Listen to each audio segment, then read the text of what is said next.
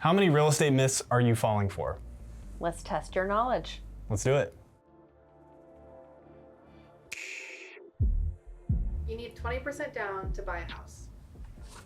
Myth. It's a myth. Do you hear that very often? Yeah, actually, I mean, it's common to see people that just assume you're gonna have to put 20% down. It's a lot of money, you know. You're looking at homes around, especially in our area. We're in Bothell right now, so a lot of the homes are pushing $1 million. People are like, "Well, I want this home, but how am I gonna come up with that money?" It's like, hold on, pause.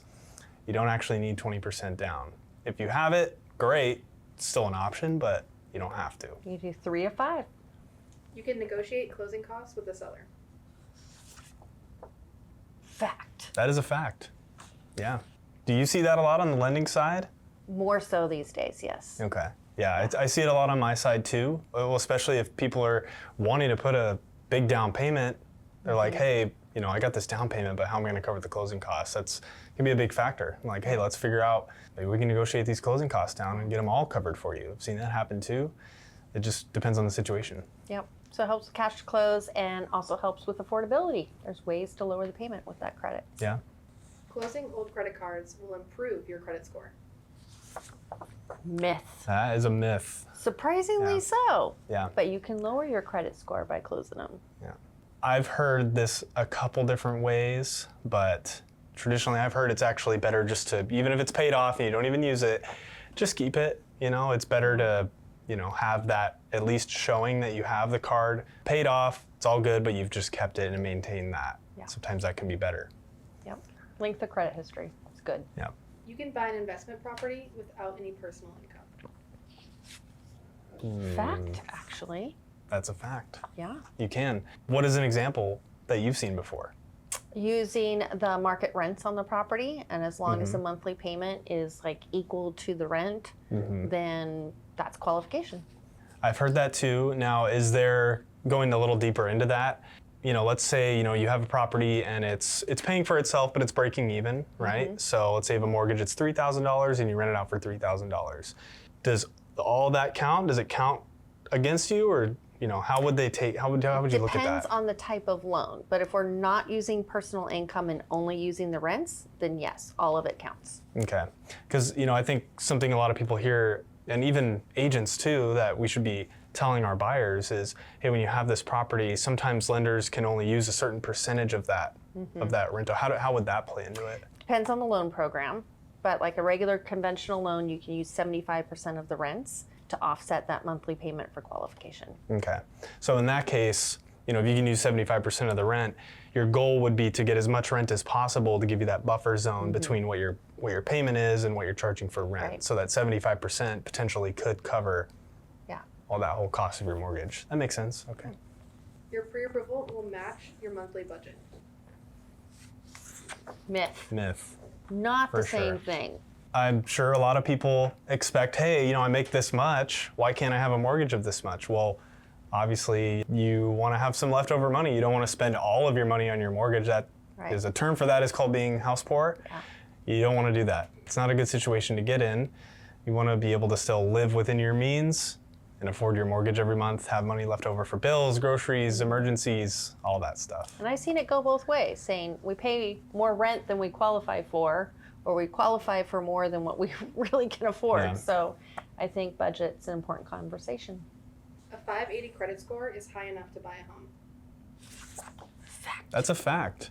Surprisingly, I think a lot of people, you know, they think their credit score is too low and they don't even try. They don't even put the feelers out there and ask the question.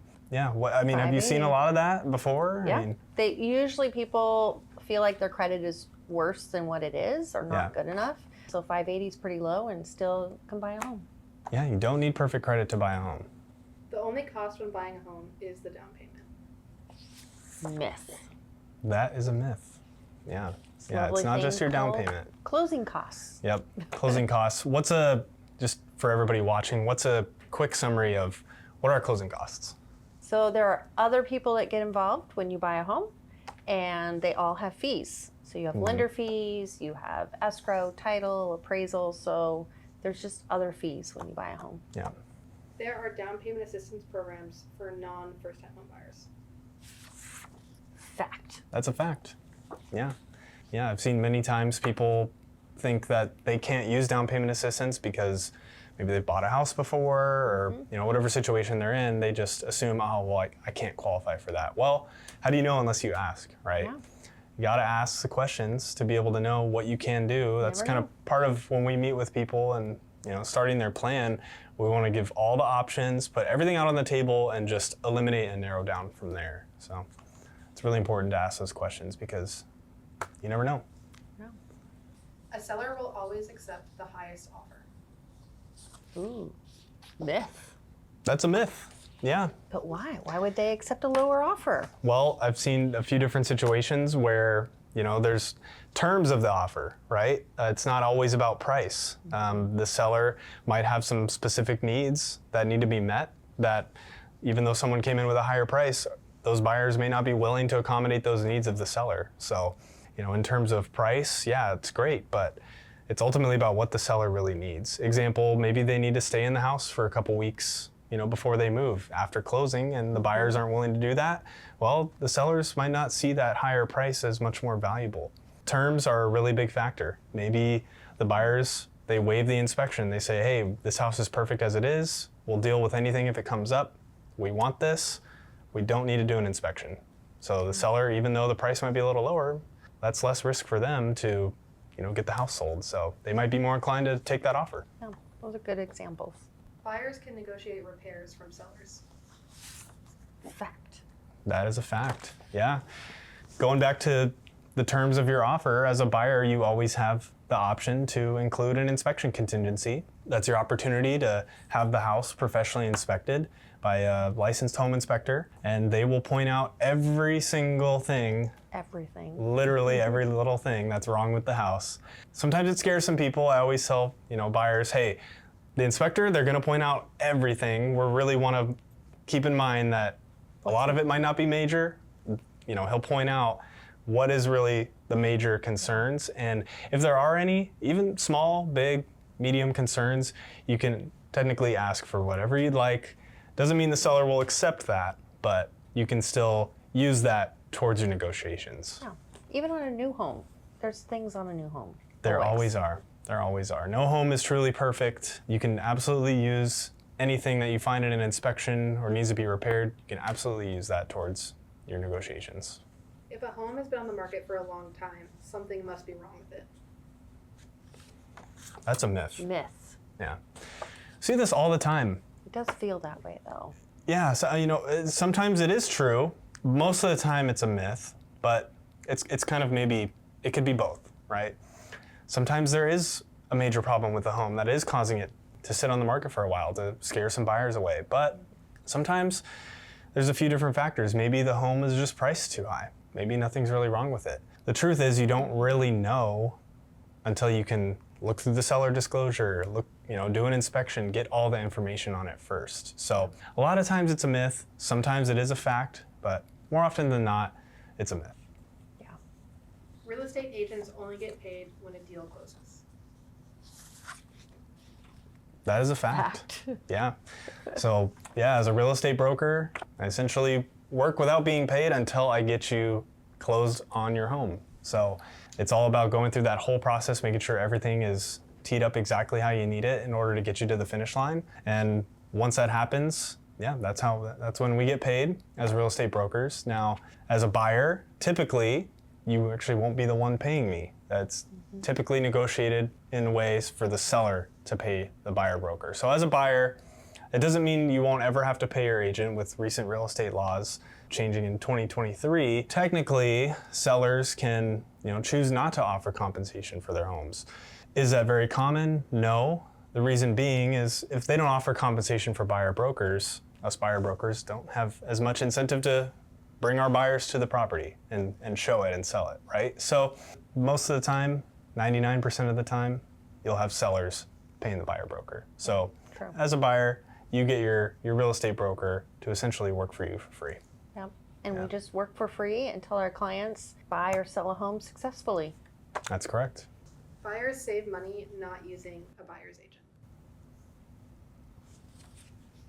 Myth, That is a myth.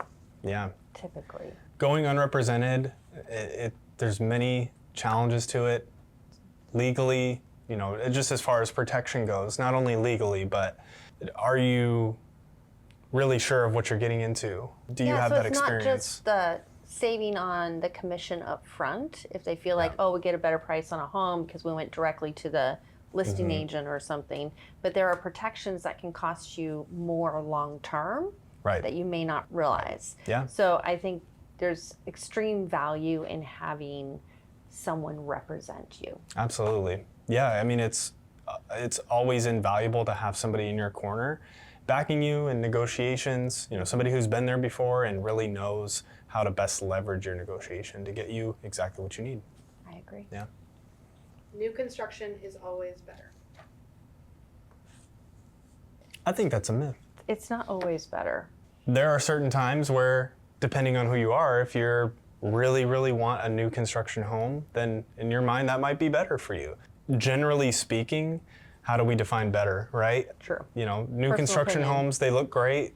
You know, they are newer. They don't come without problems though, like we talked about a little They're earlier. not problem free. Yeah, exactly. It's a different set of problems. Exactly. I have seen, for example, new construction home, you think everything's good. The sewer line wasn't connected properly and the buyers moved in. I had that on my home. That was new Yeah. construction. Yeah. Buyers moved in, they didn't do an inspection because they figured, hey, it's a brand new home. What could be wrong with it? Yep. Sure enough, sewer line damaged, not connected properly. I don't know exactly what happened there, but that was a big expense they had to pay. So yeah, I would say sometimes it's a myth. We had Sometimes our it is a garage fact. floor dug up Yeah. to fix the sewer line. Yeah. So it can happen. Things happen. Yeah. I think it's important to look at every house on an individual level, right? And try not to compare it so much. For example, you know, if you're looking at a house that's built in the 70s or 80s, but it's in really great shape, it's taken care of well, how can you truly compare that to a new build? It's more, what is this house on its own and what is this house on its own? Mm-hmm. Let's analyze those separately, and ultimately it comes down to a lot of times just preference. Yep. Yeah. I agree. If you want to learn more about some real estate fact versus fiction, and you have some more questions on how you could get started making your plan to buy your first home, come join us at our class. We'll be covering this and more so you can strategize and put together a personalized plan and feel confident with moving forward, whether it's your purchase of your first home or your 10th home. So if you're curious, interested, you have some worries or concerns about how to get started, or you just want to know a little bit more about the facts and fiction of real estate, click the link in our bio to sign up for the home buying class.